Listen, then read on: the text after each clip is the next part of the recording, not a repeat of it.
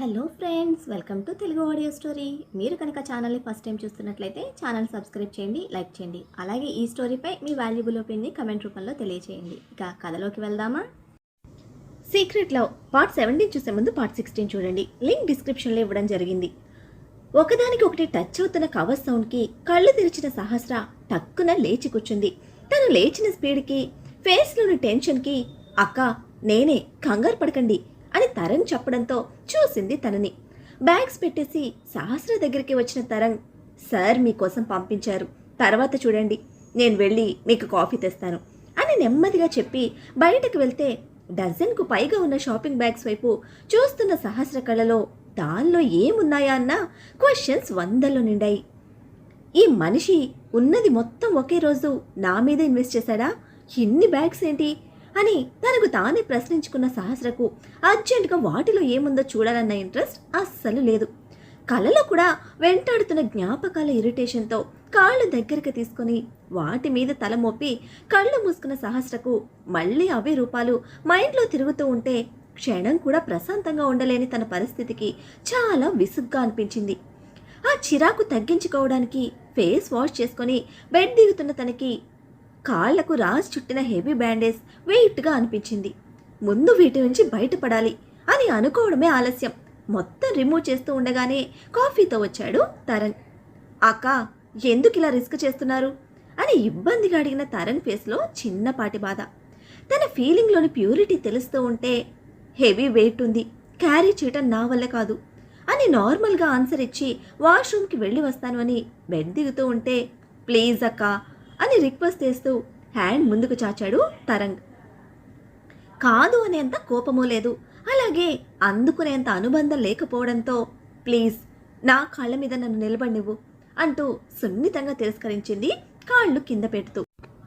Bandage బరువుగా అయితే ఉంది కానీ పాదాలకు డైరెక్ట్గా నొప్పి తెలియనివ్వకుండా ఇప్పటి వరకు ప్రొటెక్ట్ చేసింది. ఎప్పుడైతే బ్యాండేజ్ లేకుండా పాదాలు డైరెక్ట్గా నేలకు తాకాయో ఫ్లోర్ చల్లదనానికి, గాయాల పచ్చికి అండ్ సహస్ర బాడీ వెయిట్కి రేగిన నొప్పి సర్రన తలకు పాకి సహస్ర కళ్ళలో నీళ్లు తిరిగేలా చేసింది.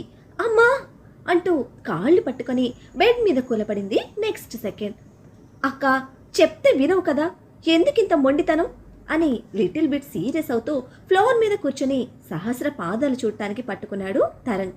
అదిరిపాటుగా కాళ్లను వెనక్కి తీసుకొని ఏం చేస్తున్నావు అంది కళ్ళలో కోపం చూపిస్తూ. అక్క మీరు ఎలా ఫీల్ అవుతున్నారో నాకు తెలియదు, బట్ నేను మాత్రం కంప్లీట్గా 100% జెన్యూన్గా ఉన్నాను మీ సైడ్. ప్లీజ్ నన్ను ఒకసారి చూడనివ్వండి. ఒక మెడికల్ స్టూడెంట్గా నా నాలెడ్జ్ ప్రకారం అవసరమైతే ఏదైనా ట్రీట్మెంట్ చేస్తాను, లేదంటే ఆంటీకి ఫోన్ చేస్తాను అని సహస్ర పాదాలు టచ్ చేయబోతూ ఉంటే కాళ్ళు పైకి తీసుకొని బెడ్ మీద పెట్టింది, పైన కూర్చుని చూడు అని. ఇంత చిన్న విషయానికి కూడా సెన్సిటివ్గా ఫీల్ అవుతున్న సహస్ర ఇబ్బందికి నవ్వుకుంటూ లేచి బెడ్ మీద కూర్చొని 2 పాదాలు చెక్ చేసిన తరంగ్, నిన్నటి మీద బెటర్ అక్క, బట్ నువ్వు బ్యాండేజ్ లేకుండా తిరిగితే మాత్రం డస్ట్ పట్టి ఇన్ఫెక్షన్ అవుతుంది. సో సార్లా చేయకుండా నా ఎక్స్పీరియన్స్తో డ్రెస్సింగ్ చేస్తాను, ఓకేనా అని రిక్వెస్ట్ చేస్తే ఇది ఎంత త్వరగా క్లియర్ అయితే అంత త్వరగా నేను ఫ్రీ అయిపోతాను, అప్పుడు ఇక్కడి నుంచి బయటపడచ్చు అని ఆలోచించిన సహస్ర వెంటనే సరే అంది. ఒప్పుకున్నందుకు థ్యాంక్స్ చెప్పి కాఫీ కప్ సహస్ర చేతికిచ్చి, మీరు ఇది కంప్లీట్ చేసేలోపు నేను డ్రెస్సింగ్ ఫినిష్ చేస్తాను అని ఫస్ట్ ఎయిడ్ బాక్స్తో మళ్ళీ బెడ్ మీద కూర్చున్నాడు. స్మూత్గా హ్యాండిల్ చేస్తున్న తరంగ్ ట్రీట్మెంట్కి పాజిటివ్ ఫీల్తో కాఫీ సిప్ చేసింది.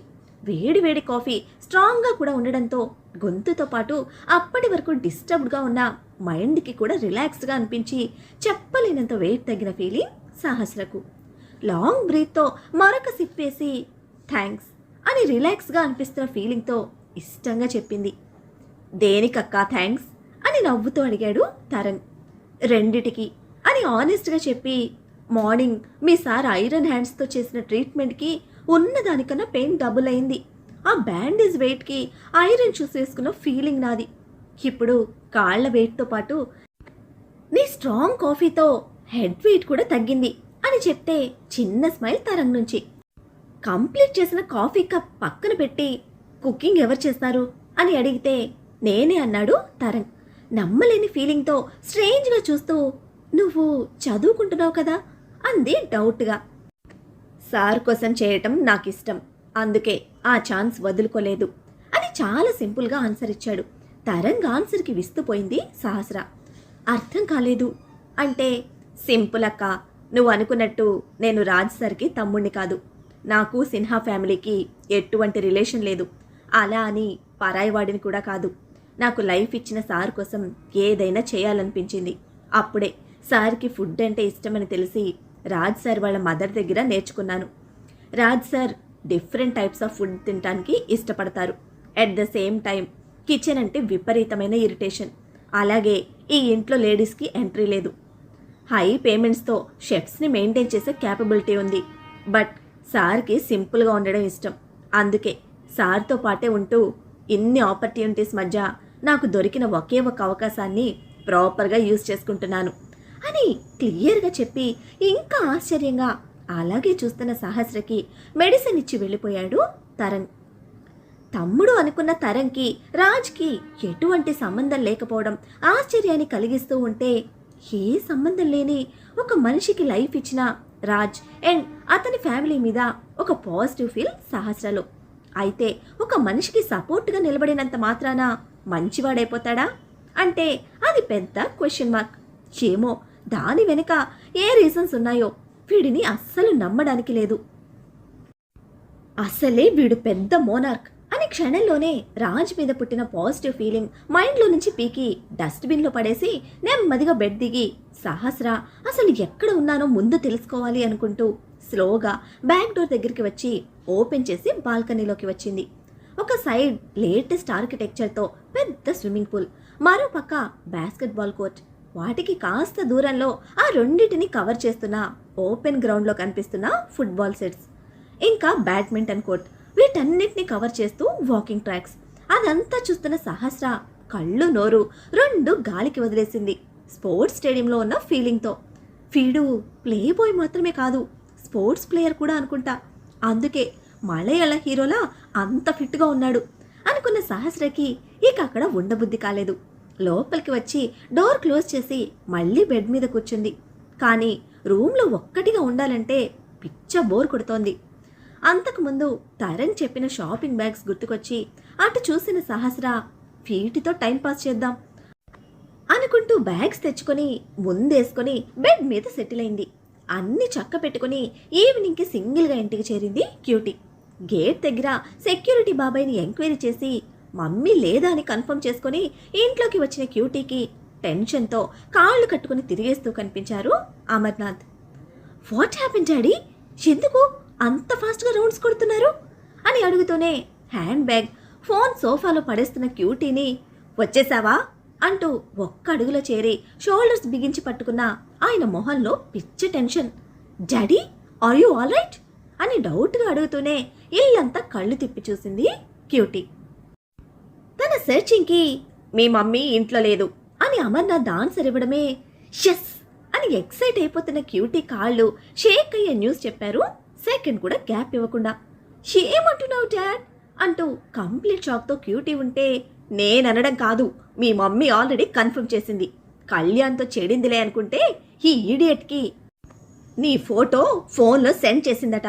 నీ ఫోటో చూసిన వాడు ఓకే అనడంతో పాటు వీడియో కాల్ మాట్లాడతానని టైం ఫిక్స్ చేసి మరీ చెప్పాడు. నీకోసమే నేను వెయిటింగ్. ఇక్కడ నువ్వు లేవని మీ మమ్మీకి తెలిస్తే నాతో ఫైటింగే. టైంకి వచ్చి నన్ను సేవ్ చేశావు.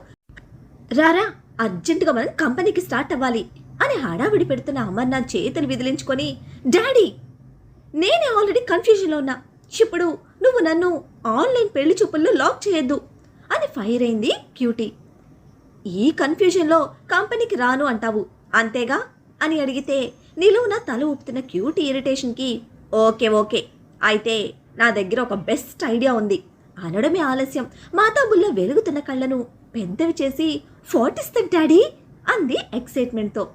వాడిని నా నెంబర్కి కాల్ చేయమని చెప్తాను, ఇంట్లో ఉండే మాట్లాడు, దీనికోసం కష్టపడి కంపెనీ దాకా వెళ్లే పనే ఉండదు కదా అని ఆరాంగా చెప్తున్న అమర్నాథ్ గారి మీద డాడీ అంటూ గావు కేర్గా క్యూటీ సైడ్ నుంచి. మన క్యూటీ సైరన్ అరుపుకి రెండు చెవులు గట్టిగా మూసుకొని, ముందు మ్యాటర్ ఏంటో చెప్పు క్యూటీ బంగారం, తర్వాతే ఆన్లైన్ పెళ్లి చూపులు అని గొంతు చించుకొని అరుస్తూ అభయం ఇచ్చారు అమర్నాథ్ గారు. ఆఫ్టర్ 5 minutes అరిచి మంట పుడుతున్న గొంతుకి కూల్గా వాటర్ పోస్తున్న క్యూటీ రిలాక్స్గా ఊపిరి తీసుకుంటూ పక్కనే అమర్నాథ్ గారితో నాకు ఒకడు నచ్చాడు అని స్ట్రైట్గా పాయింట్ చెప్పి తల తిప్పి డాడీని చూసింది క్యూటీ. షాక్లో స్టక్ అయినా ఆయన సైడ్ రెస్పాన్స్ లేదు. డాడీ అని గట్టిగా అరిచి ఆయన షోల్డర్స్ పట్టుకుని కుదిపేసరికి ఈ లోకంలోకి వచ్చి కూతురి మొహంలో మొహం పెట్టి నిజంగానే నచ్చాడా అని డౌట్గా అడుగుతూ ఉంటే డల్ అయిన క్యూటీ నచ్చాడు అని అనుకుంటున్నాను, బట్ క్లారిటీ లేదు అని ముఖం వేలాడేసుకుని చెప్తూ ఉంటే ఇప్పుడు క్లారిటీ రావాలంటే ఏం చేద్దాం అని దిగులుగా అడిగారు అమర్నాథ్. షేమో ఐ డోంట్ నో. మమ్మీనే మేనేజ్ చేసుకుంటావో ఆవిడ గారి ఫ్రెండ్ కొడుకునే మేనేజ్ చేసుకుంటావో నీ ఇష్టం. నేనిప్పుడు ఎవ్వరిని చూడను, ఎవ్వరితోనూ మాట్లాడను, నాకు టైం కావాలి అంది మూతి బిగించి. కూతురు కన్ఫ్యూషన్కి నందిత గారి ఆర్డర్స్కి మధ్య స్ట్రక్ అయిన అమర్నాథ్ 2 చేతులతో కాసేపు బ్రెయిన్ మసాజ్ చేసుకుని చేసిన ఆలోచనల ఫలితం బ్రిలియంట్ ఐడియా తట్టింది. నీ యాక్టివా ఎక్కడుంది అని వెలుగుతున్న కళ్ళతో అమర్నాథ్ అడిగితే బయట ఉంది అని చిన్నవి చేసిన కళ్ళతో కన్ఫ్యూజన్లో ఉన్న క్యూటీ నెమ్మదిగా చెప్పి వై డాడీ అని క్యూరియస్గా అడిగింది. ఇప్పుడది షెడ్కి వెళ్ళాలి, నువ్వు హాస్పిటల్కి వెళ్ళాలి అని షార్ప్గా ఐడియా ఎక్స్ప్లెయిన్ చేస్తున్న అమర్నాథ్ గారి కళ్ళు పెద్దవి చేసి షాక్లో చూస్తూ మరి మమ్మీ పోలీస్ స్టేషన్కి వెళ్తే అని డౌట్ ప్లస్ కన్ఫ్యూజన్తో అడిగిన క్యూటీ ఫోర్ హెడ్ మీద చిన్నగా వేళ్లతో తట్టి ఇన్స్పెక్టర్ని నేను మేనేజ్ చేస్తా, అదర్వైజ్ ఒక బకరాన్ని సెట్ చేస్తా అని క్లారిటీ ఇచ్చారు అమర్నాథ్. మరి గేటు దగ్గర బాబాయ్తో నేను మాట్లాడానే అని క్యూటీ సాగదీస్తూ ఉంటే ఈ మంత్కి 2 months శాలరీ నేను పే చేస్తా అని క్యూటీ క్వశ్చన్కి ఫుల్ స్టాప్ పెట్టడం ఆలస్యం. యాక్టివా షెడ్లోకి చేరింది, క్యూటీ హాస్పిటల్ బెడ్ మీదకి చేరింది. అది విన్న నందిత రన్నింగ్లో ఉన్న మీటింగ్ని మిడిల్లో డ్రాప్ చేస్తూ ఆగమేఘాల మీద కూతురి కోసం హాస్పిటల్కి రీచ్ అయింది. చేతులు కట్టుకొని సాడ్ ఫేస్తో సైలెంట్గా అమర్నాథ్ క్లోజ్ చేసిన కళ్ళతో అన్కాన్షియస్గా బెడ్ మీద క్యూటీ బేబీ. వాళ్ళిద్దరిని కోపంతో కాల్ చేస్తూ కన్నీళ్లు పెట్టుకుంటూ నందిత. సీన్ బాగా రక్తి కట్టింది. అమర్నాథ్ గారి ప్లాన్ గ్రాండ్ సక్సెస్ అయింది. అయితే ఆన్లైన్ పెళ్లి చూపులు క్యాన్సిల్ చేయడానికి అమర్నాథ్ గారు వేసిన ఈ ప్లాన్ నెక్స్ట్ సీన్లో దేనికి తెరతీస్తుందో చూడాలి. మరి పెళ్లికి వచ్చిన జయదేవ్ గారు దంపతులను విష్ చేసి జస్ట్ అలా కనిపించి మొహమాటానికి ఏదో తిన్నాను అనిపించి వెంటనే ఇంటికి రిటర్న్ అయ్యారు. పెళ్లి ఫంక్షన్లో నుంచి రాజ్కి కాల్ చేసింది ప్రీతి. ఏంటే ఇప్పుడు కూడా నన్ను వదలవా అని విసుక్కున్నాడు కాల్ ఆన్సర్ చేసి. పెళ్లికి వస్తావనుకున్నా అని డల్గా చెప్పింది ప్రీతి. నాకిక్కడ చాలా ఇంపార్టెంట్ వర్క్స్ ఉన్నాయిలే అని తల్లిని చూశాడు రాజ్. వీక్లీ బుక్ ముందేసుకొని అది చదువుతున్నట్టు నటిస్తూ కొడుకుని చూసుకుంటున్నారు మానస. ఆవిడ చేసిన వెన్న ముద్దలు సుజాతమ్మ తీసుకొచ్చిస్తే అవి నోట్లో ఆడిస్తూ ఫోన్తో కాలక్షేపం చేస్తున్నాడు రాజ్. ఇప్పుడు రాజ్ చూడడమే తెగ చదివేస్తున్నట్టు వెంటనే బుక్లోకి తలదూర్చారు మానస.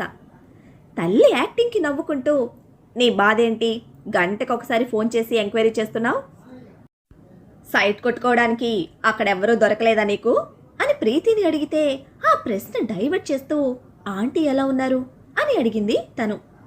ఆవిడ కోసం నా ఫోన్కి ఎందుకు కాల్ చేశావు అని గయ్యమన్న రాజ్ ఒక్క ఉదుటిన పైకి లేచి ఆవిడతోనే మాట్లాడుకో అంటూ ఫోన్ బెడ్ మీదకి విసిరేసి బాత్రూంలోకి వెళ్ళిపోతే కొడుకునే పట్టి పట్టి చూస్తూ ఫోన్ తీసుకున్నారు మానస.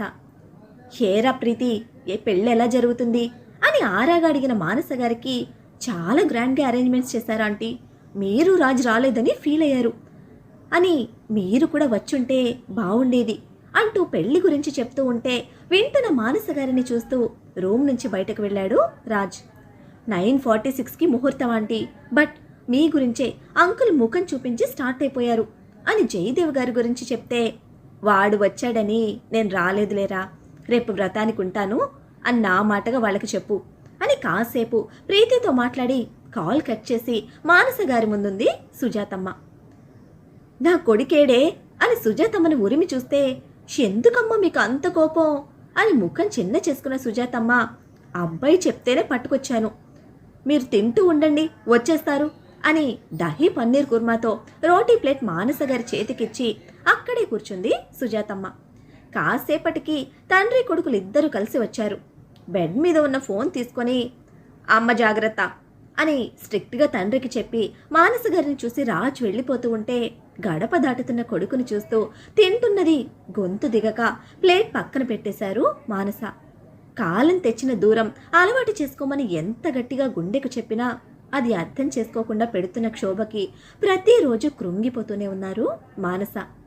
వదిలేసిన ఫుడ్ ప్లేట్ తీసుకొని సుజాతమ్మ బయటకు వెళ్ళిపోతే ఆవిడకి మెడిసిన్స్ ఇచ్చి వాటర్ బాటిల్తో మింగలేని బాధని కన్నీళ్లతో బయటకు కక్కడానికి సిద్ధమవుతున్న మానస గారికి దగ్గరగా కూర్చున్నారు జయదేవ్. ఇంకా ఎంతకాలం నా కొడుకిలా ఒంటరిగా బ్రతకాలి, ఇంకా ఎంతకాలం నేను ఎదురు చూడాలి అని భారంగా నిలదీస్తున్న మానస గారిని హత్తుకొని ఊరడిస్తూ, నీకు తెలియకుండా నేను దాచిందేమీ లేదు మానస. ఏదైనా అద్భుతం జరిగితే తప్ప మన కోరిక తీరదు. ఓపిగ్గా ధైర్యంగా ఉండు, ఆ భగవంతుడే దారి చూపిస్తాడు అని పోరాడినా ప్రయోజనం లేదన్న నిర్లిప్తతతో బదులిచ్చారు జయదేవ్.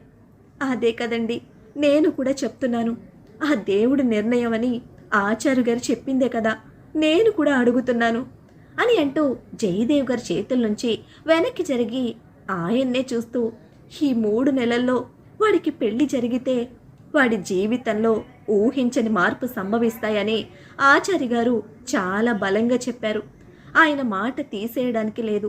వాడి జాతకంలో ఆయన చెప్పినట్టే ఇప్పటి వరకు అంతా జరిగింది. ఏదో ఒకటి చేసి వాడిని పెళ్లికి ఒప్పించండి. ఈ 3 నెలల తర్వాత వాడు మనకు కాకుండా పోతాడు అంటే భరించే శక్తి నాకు లేదు. నా కొడుకు నాకు కావాలండి. వాడు దూరం అయితే నేను బ్రతకలేను. వాడు మనతో ఉండడం కోసం నేను ఏమైనా చేస్తాను. అవసరమైతే అన్నయ్య గారి కాళ్ళు పట్టుకుంటాను. వాడికి ప్రాణభిక్ష పెట్టమని వేడుకుంటాను అని గడిచిన గతంలోని నిజాలను మర్చిపోయి కన్నీళ్లతో ఆవేదనతో పడుతున్న మానస గారి నోటి నుంచి అన్నయ్య అని వినటమే. మానస అని ఇల్లు దద్దరిల్లేలా అరుస్తూ లేచి నిలబడ్డ జయదేవ్ గారి ముఖం చూస్తూ కిన్నులైపోయారు మానస. ఎవడే నీ కన్నయ్య? మతుండే మాట్లాడుతున్నావా? నా కొడుకు చావు కోరుకునేవాడు నీ కన్నయ్య ఎలా అవుతాడు?